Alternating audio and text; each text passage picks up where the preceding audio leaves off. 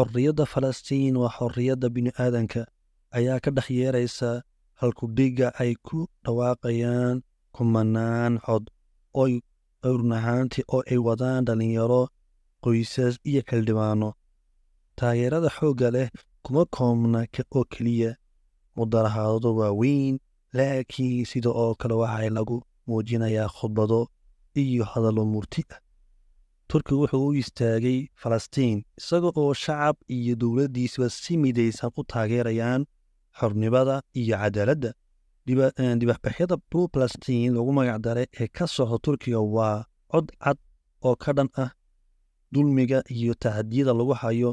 dadka reer Falastiin, gaar ahaan reer Gaza. Asalaamu calaykum, magacaygu waa Ciid Yoonis. waxaad hadda nala joogtiin kanaalkeena Gofara Podcast. maanta waxaan ka hadli doonaa mowduuc muhiim ah oo ku saabsan shacabka Turkiga iyo sida ay ugu istaageen taageerada walaalnimo ee reer Gaza. waa mowduuc aad u qiimo badan, waxaan run ahaantii waxaan ku faraxsanahay inaan idinla wadaago fikrado iyo aragtiyo cusub. haddii aad ku cusub tahay, ha iloobi in aad subscribe saarto si aad ula socoto mawaadiicda kale ee xiisaha leh. aan isla gudagalno safarkeena mowduuciina maanta. waxaa jira xidhiidh dheer oo taariikh ah oo ka dhexeeya Turkiga iyo Falastiin, waana xidhiidh run ahaantii ku salaysan walaaltinimo iyo diinta Islaamka, iyo gaar ahaan istaagga dulmi nacaybka.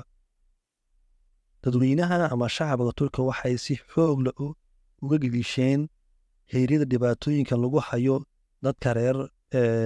Falastiin, gaar ahaan kuwa ugu daran ee reer Gaza. run ahaantii marka ay waqtigan waxaa jira ama socda waxaa sii kordhaya weerarada iyo tacdiyada lagu hayo run ahaantii reer Gaza. ay ku dhimanayaan xaruuriyo, ciyaal, hooyooyin, dumar, run ahaantii kaasoo ka imanayso maamulada gumeysiga ee Falastiin. dibadbaxyadan pro-Palestine lagu magac daray ayaa noqday qaab muhiima oo shacabka Turkigu ay ku bixinayaan dareenkooda, ay kusoo muujinayaan taageeradooda iyo dareenka ay u hayaan reer Falastiin. run ahaantii iyagoo ah mar waliba kuwa ugu horeeya mar waliba garab istaaga reer Falastiin. dareenkan qotada dheer run ahaantii oo ka dhexeeya xidhiidhka oo run ahaan ka yimiday xidhiidhka Islaamka iyo dareenka caadiga ah ayaa run ahaantii noqday mid jawi abuuray ka duwan jawiyada kale. mowduuciina haddaan si fiican u gudagalno, ma ogtahay xidhiidhka taariikhiga ah ee Turkiga Falastiin. run ahaantii mudane iyo marwow, xidhiidhka Turkiga iyo Falastiin waa mid soo jireen ah oo run ahaantii kasoo dib raacayno waqtigii khilaafaadka Cismaaniyiinta iyo khilaafayaashii. run ahaantii waxayna ahayd khilaafadu run ahaantii waxay ahayd awood weyn oo muslimiinta ku midaysan yihiin, ama waxa loo yaqaano ku midoobeen. waxaana Falastiin ka mid ahayd dhulalka ay xukumi jirtay hoos ima jiray khilaafadii Cismaaniyiinta.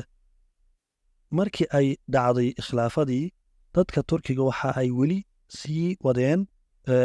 garab istaagga walaalahood Falastiin, iyagoo run ahaantii si cad uga hor yimid waxa loo yaqaano gumeysiga kadgamadarka iyo maamulka gumeysiga ee Israa'iil.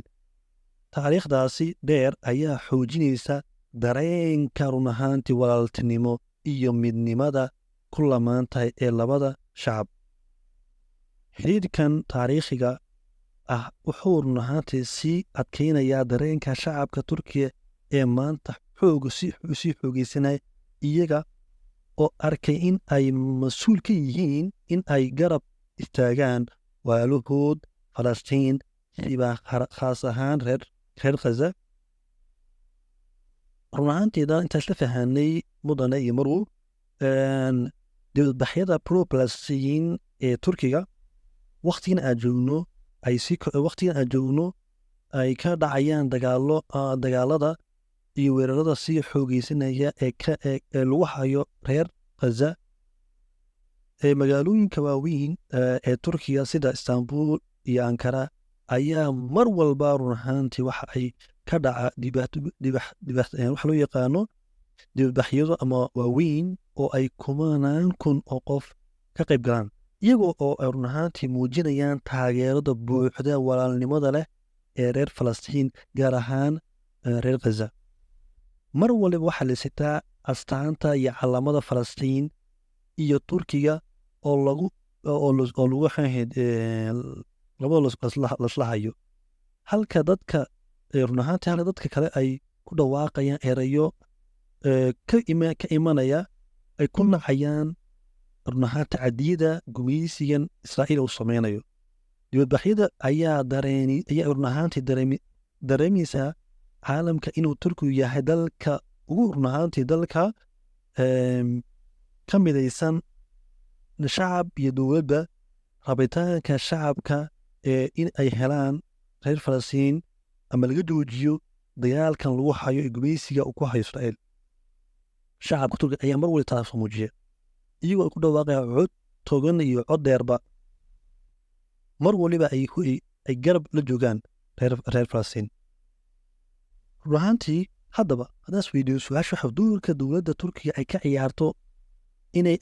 ay taageerto reer Falastiin suu yahay dowladda Turkiga oo uu hogaamiyo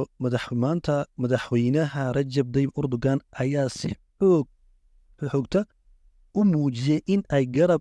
garab yihiin ama garab taagan yihiin reer Falastiin sibaha reer Gaza iyaga oo si cad run ahaantii u cambaaranaya weerarada qiyaasta lahayn ee daskatuurka ah iyo qabsashada dhulka gumeysigu uu qabsanayo mar waliba uu sii qabsanayo run ahaantii Erdogan iyo dowladdiisu waxa ay ka hadlayaan meel walba dibadda ku aato iyo gudahaba in laga bilaabo shirarka caalamka iyo ilaa fagaara ka hadalka dalka gudihiisa iyagoo caddaynayaan qadiyadday ka taagan tahay Falastiin siib ahaan Gaza iyagoo u baqaya mar kasta u caddaynayaan dhibaatooyinka ka socda iyo tacadiyada iyo dhibaatooyinka ka socda Gaza inay ahayn mid laga indhaha la iska qaban karin khudbadda ugu dambeysana Erdogan wuxuu ku sheegay inaan geli doono oo gacanta ula tegi doono khudbadihii ugu dambeeyey ee dhowaan soo baxaya uu sheegay sidoo kale Turkiga wuxuu si xoogta u taageerayaa Falastiin dhinaca dhaqaalaha siyaasad ahaaneed iyo diblomaasi ahaaneedba run ahaantii dowladda Turkiga waxa ay isku dayaysaa in ay ilaaliso waxa loo yaqaano dheelitirka awoodaha gobolka iyada oo taageeraysa run ahaantii waaluhood Falastiin si ay u muujiso in ay marnaba aqbali doonin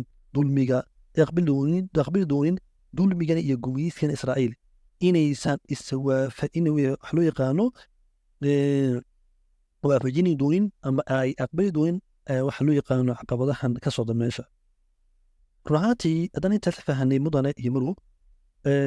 haddaba say tahay taageerada shacabka Turkiga ee Falastiin had suu yahay say qaab ka yihiin run ahaantii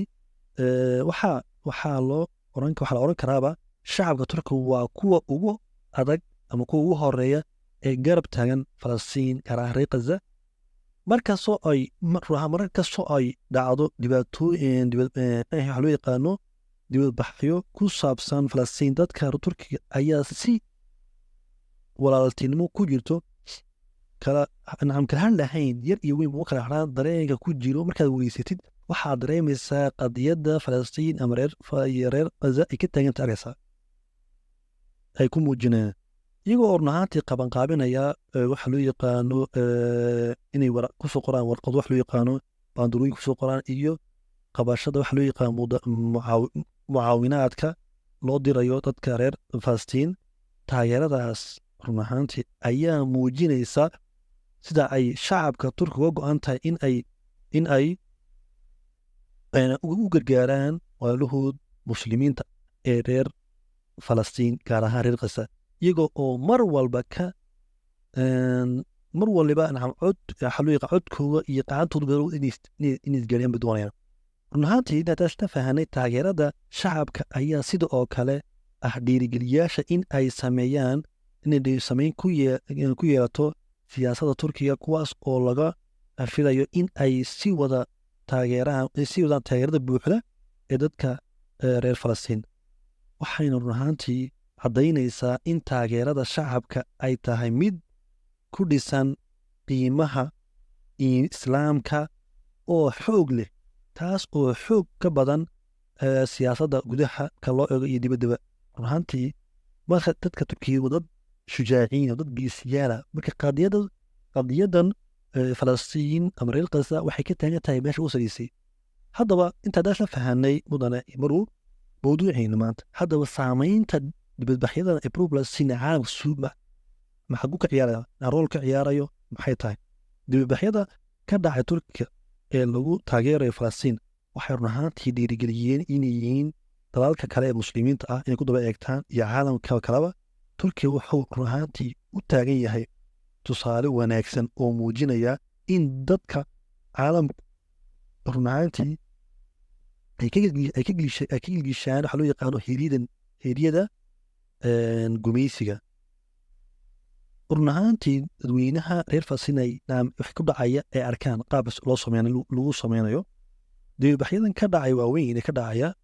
dhammaan gobolada turkiga oo dhan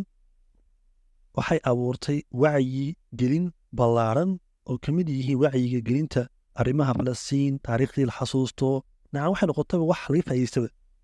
taas oo run ahaantii mid aan wax weyn laga qaban karin caalamka meel kastaba ay kulu mudaharaadayo ka socdaan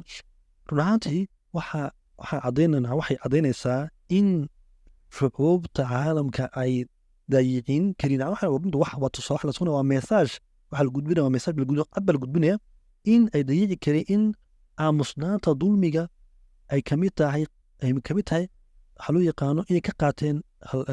dadka la dulmaya nacam tusaalooyinka turkiga waxay wacyigeliyeen noqdeen dalalka kale ee muslimiinta iyo caalamka si loo mideeyo dadaalka lagu taageerayo falastiin run ahaantii qadiyaday ka go-an tahay haddaba waxaan soo gaarnay gabagabadeennii mawduuciina maanta run ahaantii waxaa muuqda in xiriirka walaaltinimo ee ka dhexeeya turkiga iyo falastiin uu yahay mid soo jireen ah oo si fudud u dhammaan karin ama lama sasixi karin shacabka iyo dowladda turkiga waxay u midoobeen oo hal mid u noqdeen sida ay codkooga ugu dhiibi lahaayeen walaaladood reer falastiin iyaga oo run ahaantii mar walba ugu taagan cadaaladda iyo nabaddaba dhibaatooyinkan dibadbaxyadan pro-Palestine lagu magacdaray ee ka dhacaya turkiga waxaa run ahaantii waxaa ku dhiirigeliyey shacabka caalamka in ay muujiyaan dareenkooga si wadajira iyagoo run ahaantii dadka u garab istaagaan walaalahood muslimiinta ee reer gaza run ahaantii waxayna noqotay waana wax ugu weyn ee laga baran karo taageeradan turkiga waxa laga baran karo maxay yihiin waa in dulmiga aan mar laba laga aamusi karin dulmigaas ka socda gaza inuu noqo marna wax laga aamusi karin iyo in mar kasta uu jiro rajo lagu celin karo cadaaladda iyo nabad warbi taas oo shacabka caalamka oo dhan ayna ka aaminsiin aanay u istaagaan haddaba waxaan soo gaarnay gabagabadeennii waxaan leenahay salaam waa mahadsantihiin saa u dhegaysateen saa iyo kulanti wacan